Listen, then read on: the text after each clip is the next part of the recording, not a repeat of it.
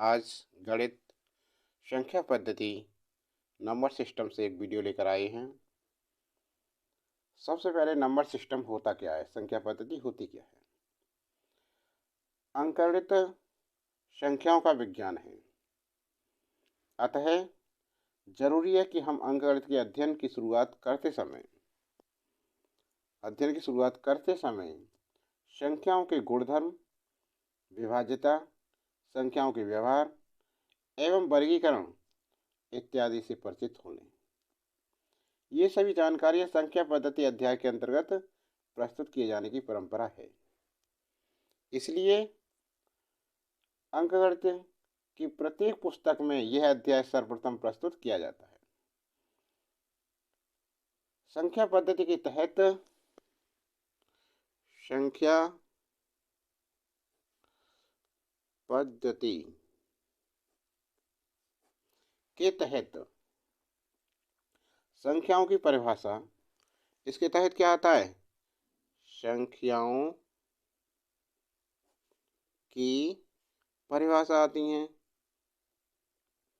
ठीक है, संख्याओं की परिभाषाएं, गुणधर्म क्या आते हैं, और गुणधर्म,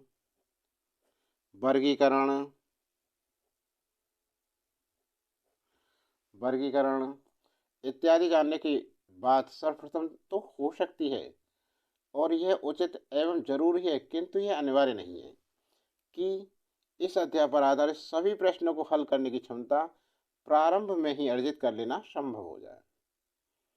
संख्याओं के व्यवहार से यहाँ आशय यह है कि औसत है, समझे ना, अनुपात,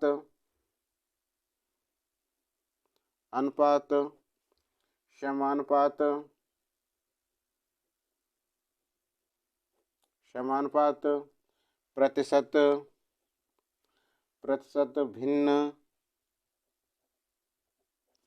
भिन्न तथा घातांक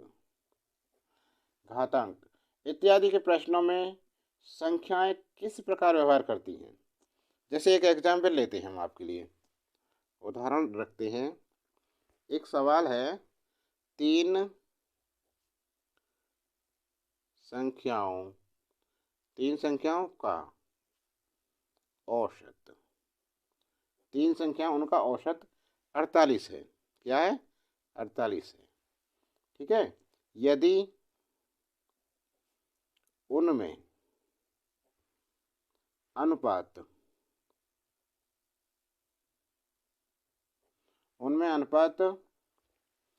2:5:9 2:5:9 है, तब संख्याएं ज्ञात कीजिए।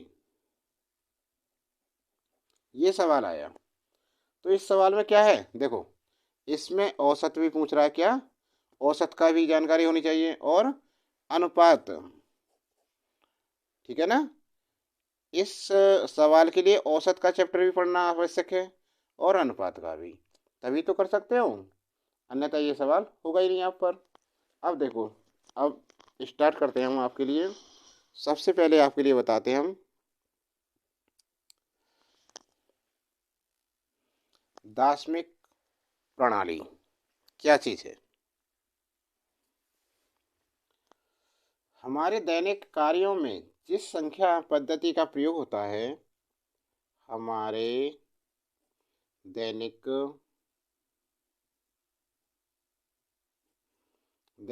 कार्यों में जिस संख्या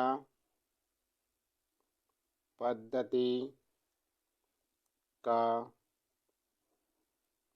प्रयोग होता है, उसे लिखने के लिए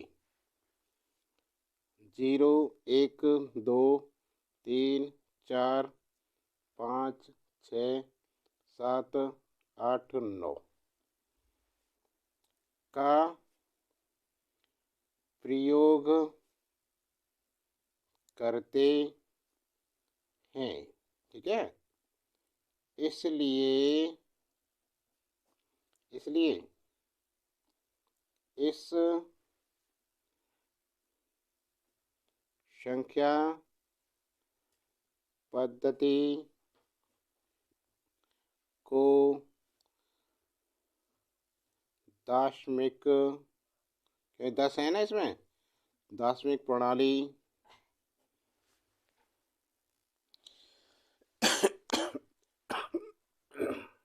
दार्शनिक प्रणाली कहते हैं।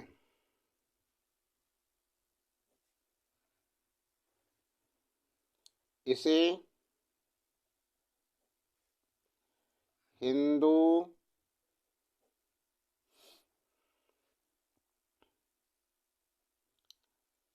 अरैविक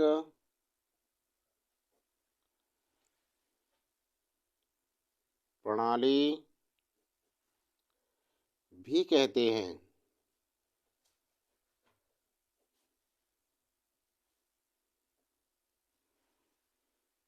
ठीक है, अब अंकों के मान देखिए इसके लिए। अंकों के मान, अंकों के मान किसी भी संख्या में, किसी भी संख्या में प्रयुक्त,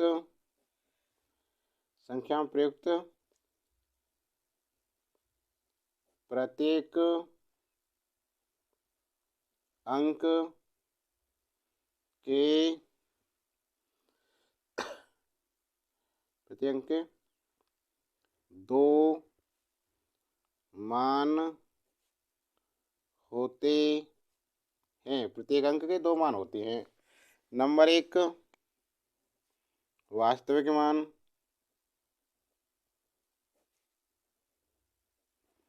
वास्तविक मान।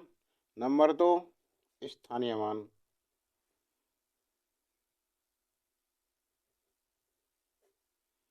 स्थानीय मान,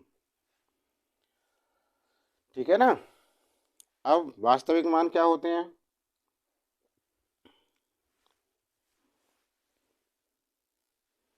वास्तविक मान क्या होता है देखो, सबसे पहले वास्तविक, वास्तविक मान जो मान कभी नहीं बदलता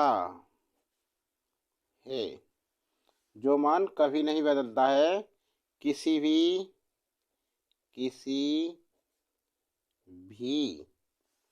संख्या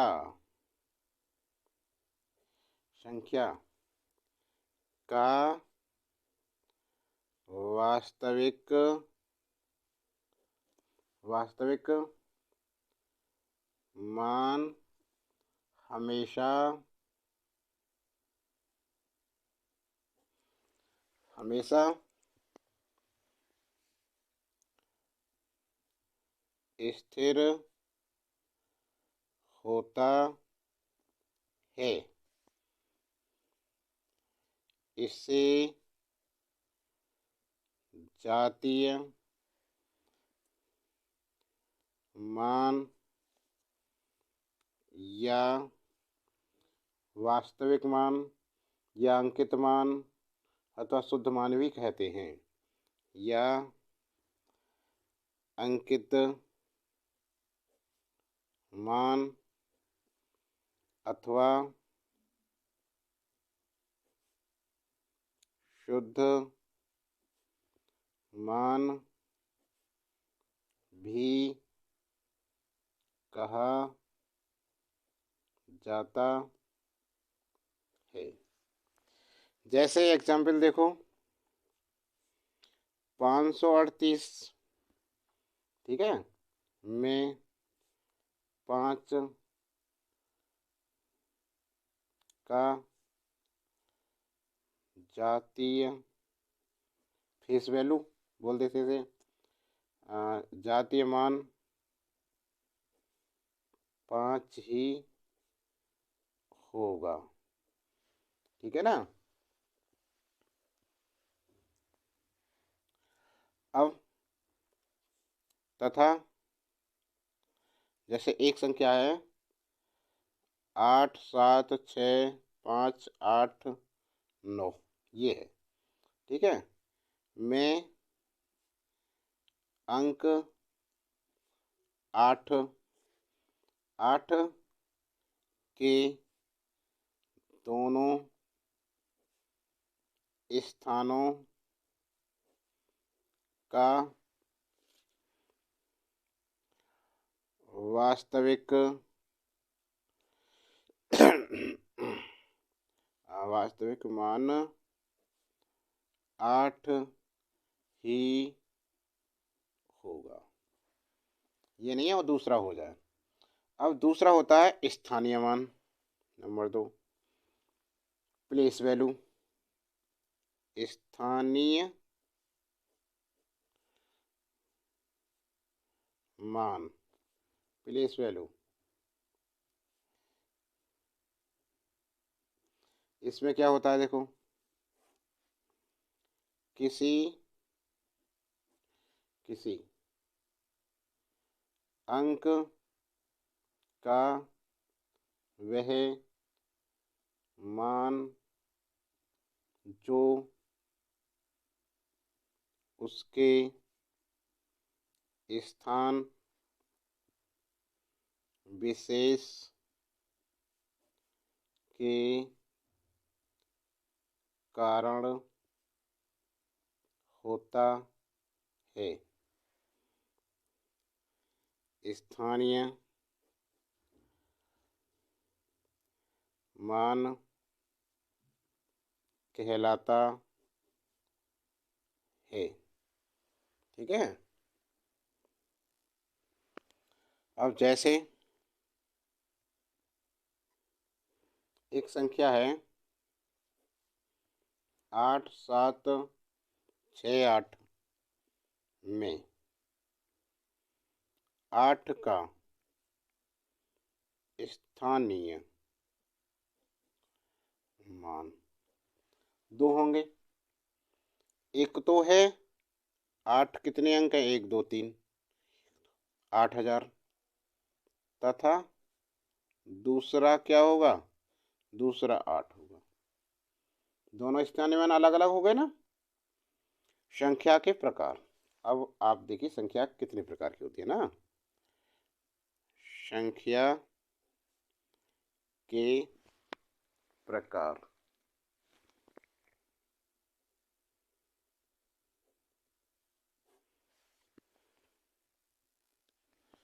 संख्या के प्रकार देखिए, नंबर 1 लिखते हैं हम, परिमेय संख्याएं, परिमेय संख्याएं।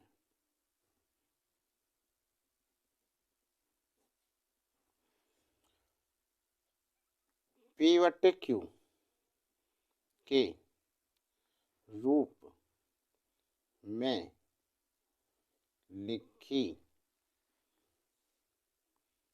जाने वाली सभी संख्याएं, लेकिन कभी भी Q बराबर 0 नहीं होना चाहिए, Q का मान 0 नहीं होना चाहिए, ठीक है।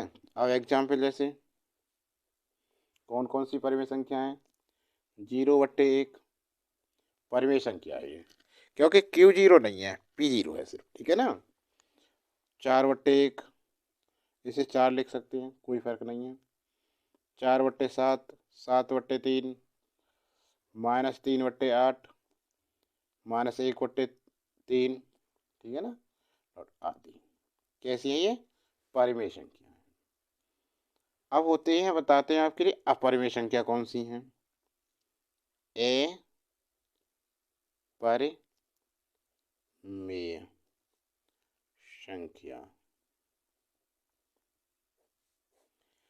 परिमेय का विलोम है, उल्टा ही तो हो गया, परिमेय का परिमेय P/Q के रूप में नहीं कर दो, नहीं लिखी जाती हैं। कौन कौन सी हैं ये? जैसे √3, √2, √5, ठीक है ना, आदि।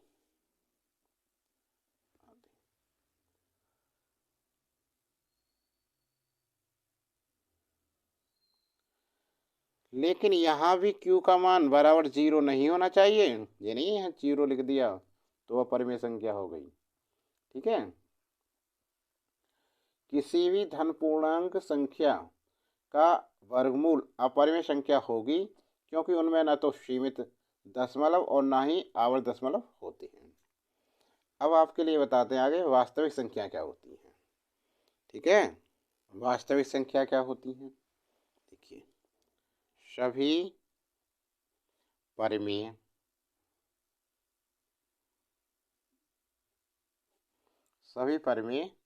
तथा अपरिमेय, सभी परिमेय तथा अपरिमेय संख्याएं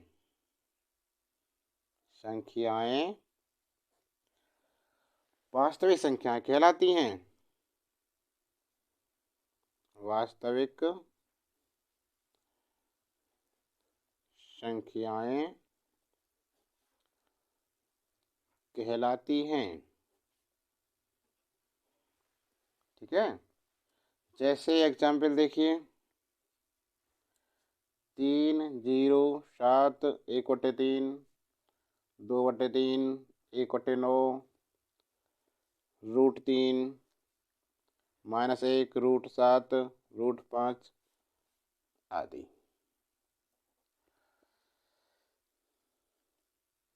ठीक है। अब प्राकृतिक संख्या क्या होती हैं? प्राकृतिक संख्याएं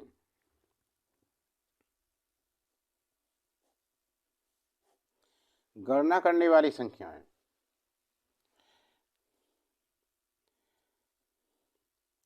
गणना करने वाली संख्याएं जो एक से प्रारंभ होकर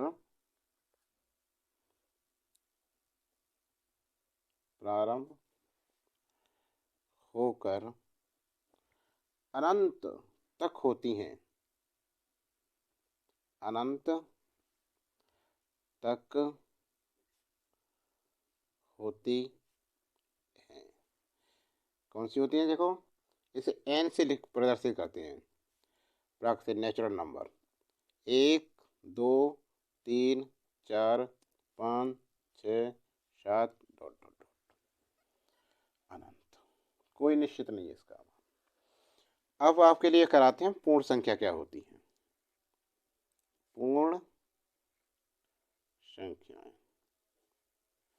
देखिए, पूर्ण संख्याएं यदि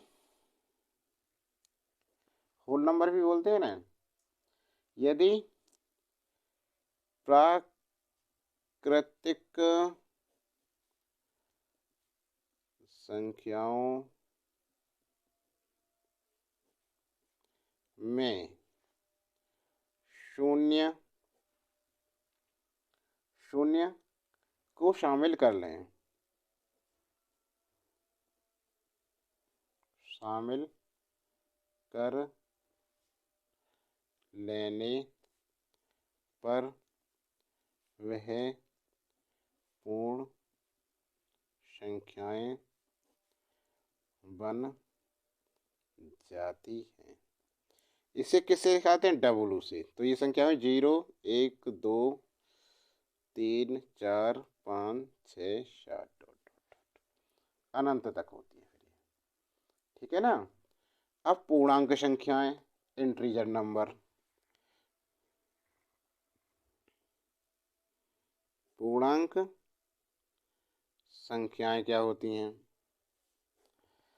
देखिए, ऋण, इसमें ऋण पूर्णांक होते हैं, शून्य होता है और धन पूर्णांक होते हैं। क्या होता है? ऋण पूर्णांक होते हैं। ऋण पूर्णांक, ऋण पूर्णांक क्या होते हैं? जैसे -1, -2, -3, -4 डॉट डॉट अनंत तक। ठीक है। और शून्य होता है, और ये धन पूर्णांक होते हैं। ये हैं पूर्णांक 1 2 3 डॉट डॉट अनंत तक। ठीक है। और इसे डिनोटेट करते हैं, किससे लिखते हैं इसे? आई से लिखते हैं। तो जैसे डॉट डॉट अनंत हो गया, -3 -2 -1 0 1 2 3 डॉट डॉट अनंत। इधर भी अनंत, न सबसे छोटी पता सब, न सबसे बड़ी संख्या इंटीजर। अब धन पूर्णांक संख्या क्या होती हैं? देखो, धन पूर्णांक संख्याएं, धन पूर्णांक संख्या।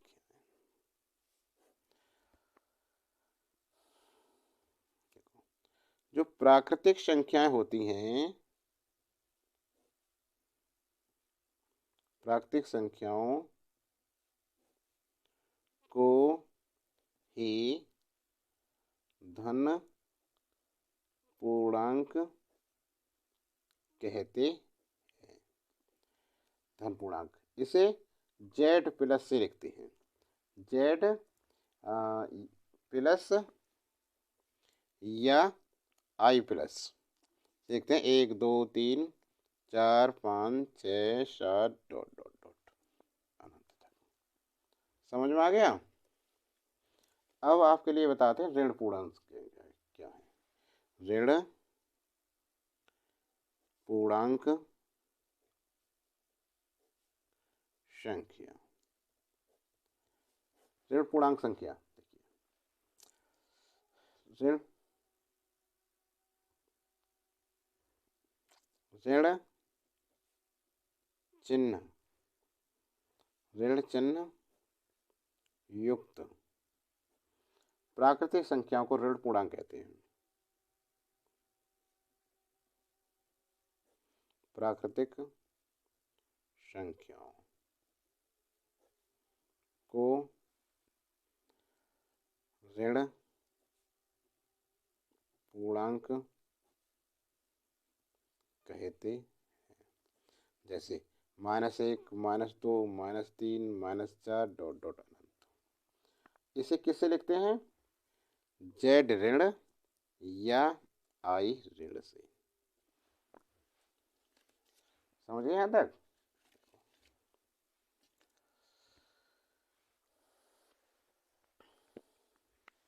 नोट देखो, ऋण पूर्णांक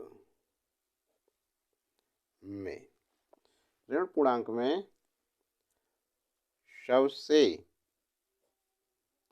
छोटी संख्या, सबसे छोटी संख्या क्या होती है? -इन्फिनिटी है। ठीक है ना। जो प्राप्त नहीं की जा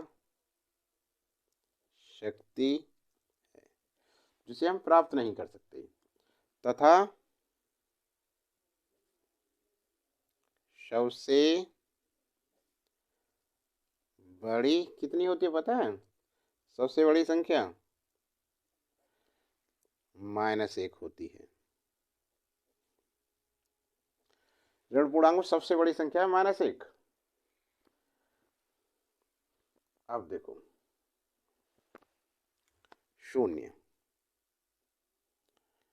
0 0 इसका संकेत क्या होता है? शून्य, ये होता है संकेत। ठीक है, देखिए इसका संकेत क्या होता है? शून्य, जीरो।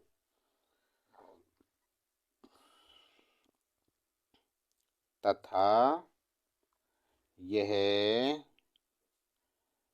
सबसे छोटा अंक है। शून्य को कम मत आंको। किसी संख्या में शून्य जोड़ने तथा घटाने पर संख्या के मान पर कोई प्रभाव नहीं पड़ता। ठीक है ना?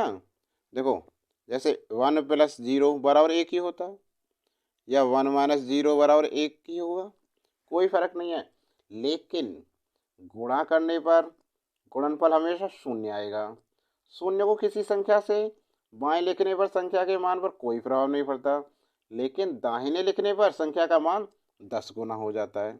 देखिए, यदि हम 3 में 0 की गुणा करें, क्या हुआ? 0। किस में भी देखो, 19 में करें 0 की गुणा, 0। 52 में करें 0 की गुणा, 0। सब 0 हो जाता है 0 से गुणा करने पर।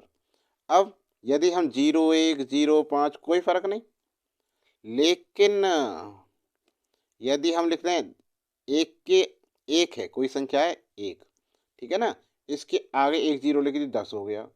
एक और जीरो लिख दी, 100 हो गया। एक और जीरो लिख दी, 1000 हो गया।